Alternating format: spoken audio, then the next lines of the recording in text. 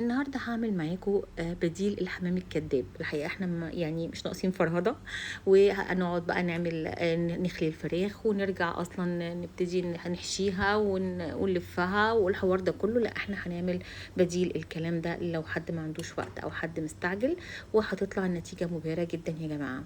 هنحشي الوراك برز بالكبد والقوانص، ويطلع بالشكل ده. الرز مفلفل والكبد والقوانص مستوية جدًا، واللحم بالدوب بتاعة الفراخ، يعني فعلا مفيش غلطة ان شاء الله. هوريكم تركات بسيطة جدا هنطلعها بشكل ناجح ان شاء الله وتسوية ممتازة. يعني فعلا مش هيبقى فيه غلطة زي ما قلت لكم. اول حاجة ندخل في الوصفة بقى. اول حاجة هنجيب الوراك والعادية، لا مخلية ولا اي حاجة، وراك زي ما هي كده ببركتها، ونغسلها ونصفيها. تمام. بعد كده هنجيب كبد وقوانص بتاعة الفراخ ونقطعها قطع صغيرة، ونبتدي نشوحها في قطعة زبدة وحبة زيت زيتون. نشوحها كده، نديها تشويحة كويسة كده في قطعة زبدة، ومن مقدار معلقة، يعني معلقة سمن بلدي يعني، وحبة زيت زيتون.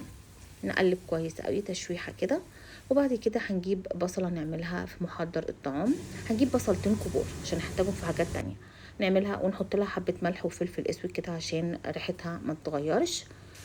ونبتدي نحط هنا حبة نص الكمية دي تقريبا على الكبد والقوانص.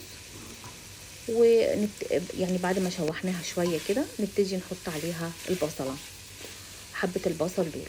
تمام.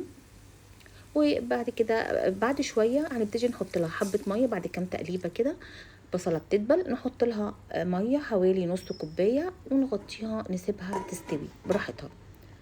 بعد كده هنجيب الرز مغسول ومصفى. هنا انا جبت حوالي 4 كوبايات رز، وهحط عليهم بقية البصل. تمام. هحط عليهم بقية البصل، هسيب بس جزء منهم، يعني هحط عليها مثلا بصلة الا ربع كده، وهسيب جزء تاني عشان هتبل بيه الفراخ. تمام. وبعد كده هحط معلقة سمنة بلدي او معلقة زبدة. المفروض تكون سايحة اكتر من كده، بس انا كنت مطلعها من التلاجة. بس سيحوها عشان تبقى سهلة عليكم ان انتوا تقلبوها. معلقة الزبدة دي بتدي طعم جميل جدا يا جماعة. هنا بزود برضو فلفل اسود. عايزة اقول لكم ان السمنة البلدي او الزبدة مع الفلفل الاسود هي التركية وسر نجاح الحمام الكداب ده عموما، او الرز بتاع الخلطة ده. هقلب كويس قوي. وبعد كده هتكون بقى الكبد والقوانص استوت او دخلت في سوا كبير، يعني بقى 3/4 سوا تقريبا. وهضيف الرز عليها واقلب بقى تقليبه محترمه قوي، فوق من فوق كده من تحت لفوق. وابتدي كده اخلط الكبد والقوانص مع الرز كويس قوي. تمام. بعد ما بقلب كويس بقى ببقى مجهزه ميه سخنه، وبنزل على الرز، بغطي الرز تغطيه يا دوبك تغطيه بسيطه كده، يعني مش تغطيه كامله، يعني يا دوبك بس غطيت الوش كده بالميه. وهنا هضيف الملح. انا مش عايزه طبعا الرز يستوي سوا كامل، تسويه سوا كده الا ربع 3/4 سوا، يعني عشان الرز هيكمل سواه في مع الفراخ. هنا جبت الوراك، هنا جبت بصلايه كبيره وحطيت عليها طماطمايه، وبرضو عملتهم في البروسيسور وحطيت ملح وفلفل اسود. تمام. وهبتدي اتبل الكلام ده. طبعا البصله اللي انا كنت مستخدماها مع الاولانيه قلت لكم هسيب حبه اتبل بيهم الفراخ، ما كفتش فعملت من الاول، يعني هي بمقدار بصله ومعاها طماطمايه. وهبتدي ان انا اتبل بيها الفراخ. وهنا بوريكم ان انا بتبل ما بين الجلد وما بين اللحم. عايزه الفراخ ياخد طعم حلو، لحم الفراخ تاخد طعم كويس. طبعا لما بعمل الطريقه دي بتبقى طعمها حلو قوي ومتبله ومتنكهه كويس. ومن الناحيه التانية برضو ببتدي ان انا اتبلها، كل جزء في الوراك ببتدي ان انا اتبلها من جوه ومن الناحيه التانية. تمام. هنا برضو بوريكم ازاي ان انا بدخل التتبيله. لازم ندخل التتبيله كويس ما بين الجلد وما بين اللحم، وناخد بالنا ان احنا ما نقطعش الجلد، لان الجلد ده هو ده سر التركه. لو اتقطع مش هنعرف نحشي، وهتبقى شكلها والمظهر مش كويس. هنا قبل ما الرز يكمل سوا هبتدي اخد معلقتين كبار كده اهوت، او على حسب الكميه اللي انا هحشي بيها الفراخ.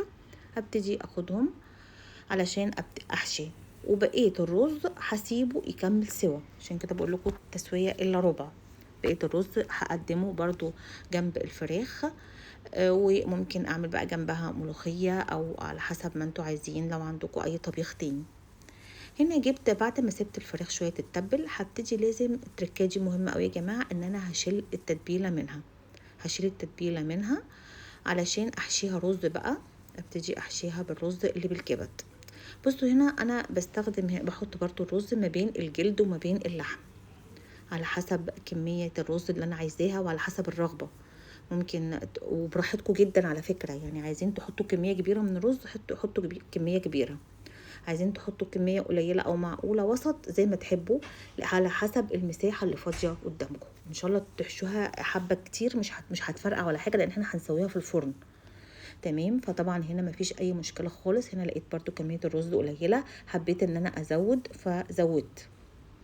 تمام. بس بزود هنا كميه الرز لما لقيتهم قليلين زي ما انا عاوزه براحتي خالص. مش هقول بقى ان انا بتستلق فهي تبتدي انها تنفجر في الميه ولا الكلام ده، لا خالص، انا براحتي خالص هدخلها في الفرن. هنا بضغط عليها بايدي عشان اساوي الرز بقى كده، يبقى الشكل ايه، منظم كده والشكل كويس. بكمل الكمية كلها وبعد كده بحطها في صينية، وبحط مية سخنة في الصينية كده في أركان الصينية، وبدهنها بالصلصة أو بالكاتشب. بدهن رق كده صلصة أو كاتشب وادخلها الفرن رف أوسط على درجة 200 لغاية لما تاخد اللون الجميل ده. ولو حسيت ان انا محتاجة افتح الشواية بقفل الفرن وافتح الشواية عشان اوصل للون المكرمل ده. والجماعة بجد جميلة جدا وشيقة وجديدة وتفتح النفس. جربوها وبون ابيتي. وان شاء الله يعني لما تجربوها ابقوا قولوا لي ايه النتيجة بتاعتها، عجبتكم ولا ايه، وقولوا لي في الكومنتات. اشوفكم الفيديو الجاي ان شاء الله.